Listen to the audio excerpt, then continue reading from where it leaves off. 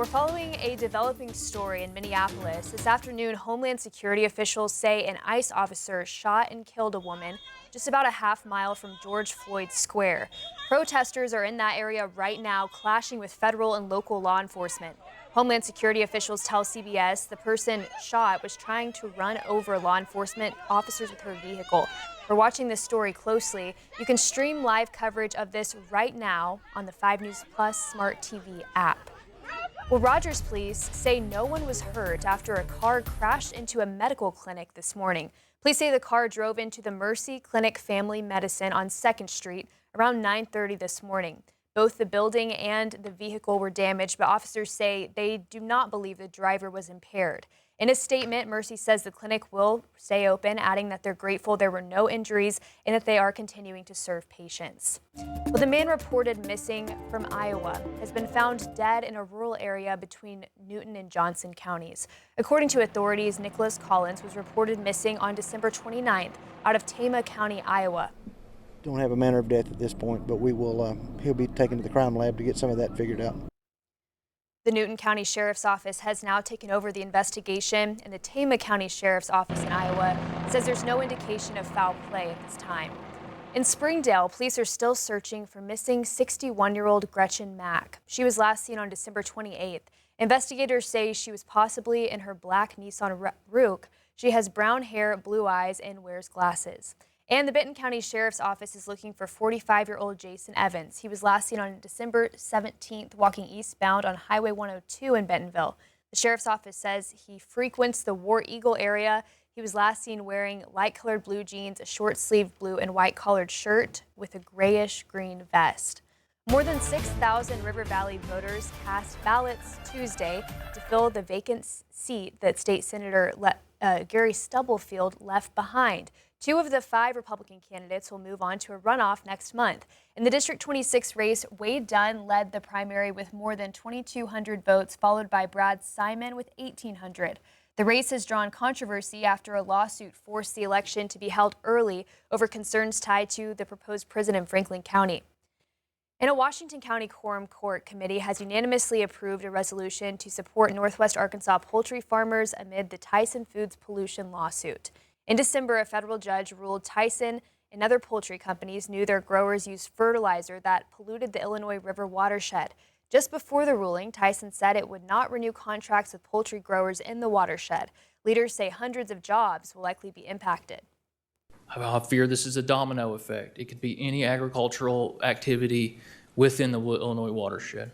So what I say tonight is I think this fight's been very good about isolating certain groups to where others can pick on them. Let's not think about this as our poultry producers in Washington County. Let's think about this as every ag producing family in Washington County is now under threat. Leaders told us they hope the resolution will restart negotiations with poultry growers, and it will be voted on by the full quorum court at a future meeting. The U.S. is targeting the so-called shadow fleet of ships that illegally transport oil from sanctioned nations like Russia, Iran, and Venezuela. The move follows the capture of Venezuelan leader Nicolas Maduro last week and claims that the U.S. also wants to control Greenland. Natalie Brand has more details from the White House. U.S. forces this morning seized 2 tankers linked to sanctioned Venezuelan oil. An operation in the Caribbean captured the Sophia, and a separate one in the North Atlantic secured the Bella 1. Understand, they are not generating any revenue from their oil right now. They can't move it unless we allow it to move, because we have sanctions, because we're enforcing those sanctions. The U.S. had been tracking the Bella 1 from the Caribbean since December. The ship is now known as the Marinera and claims to be sailing under a Russian flag. Literally got out a bucket of paint, painted a new flag on the side, said we're no longer a Venezuelan vessel, we're something else, right? That's not the laws of the sea. These latest seizures come as the Trump administration focuses on Venezuelan oil following the raid to capture Venezuelan leader Nicolas Maduro. In a social media post Tuesday, President Trump said interim authorities in Venezuela will be turning over 30 to 50 million barrels of sanctioned oil to be sold at market prices. Some U.S. lawmakers have questioned the administration's focus on oil and whether there's a long-term plan for Venezuela. This is all about the oil. In their new policy is might makes right. If we want it, we'll get it, and we'll use our military to accomplish that. Trump administration officials are briefing all lawmakers on the Venezuela raid today and also facing new questions about claims the U.S. wants to take over Greenland. There is still so many unanswered questions. I hope we get some answers today. White House Press Secretary Caroline Leavitt said the president is discussing a range of options and utilizing the U.S. military is always one of them. The U.S. always has military options for everything. I think it's a general statement. I think with Greenland, it's very clear that we are working on through diplomatic channels. Sources tell CBS News that Secretary of State Marco Rubio, during an earlier congressional briefing, said President Trump would buy Greenland, not take it by force. Natalie Brand, CBS News, the White House. Flu-related deaths are rising in Arkansas as health officials warn this is one of the worst flu seasons in recent memory. The health department reports 10 deaths, up from just 1 week ago, with flu activity at very high levels statewide.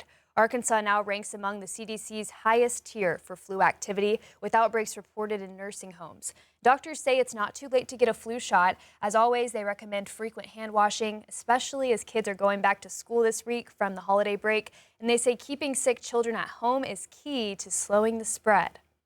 It's going to take about 2 weeks for you to build up that full effectiveness. So it is not too late. We encourage people to go ahead, come get the flu vaccine to go ahead and give you that protection for the remainder of the flu season. As always, doctors recommend frequent hand washing, especially as kids return home from school, as we said. Well, Arkansas United kicked off the year with a vibrant Three Kings Day celebration in Springdale. The attendees enjoyed the traditional Rosca de Reyes bread, listened to live mariachi music, and had the chance to take photos with the three wise men. The event also served as the regional launch for year-long observances marking the 250th anniversary of the U.S. Constitution.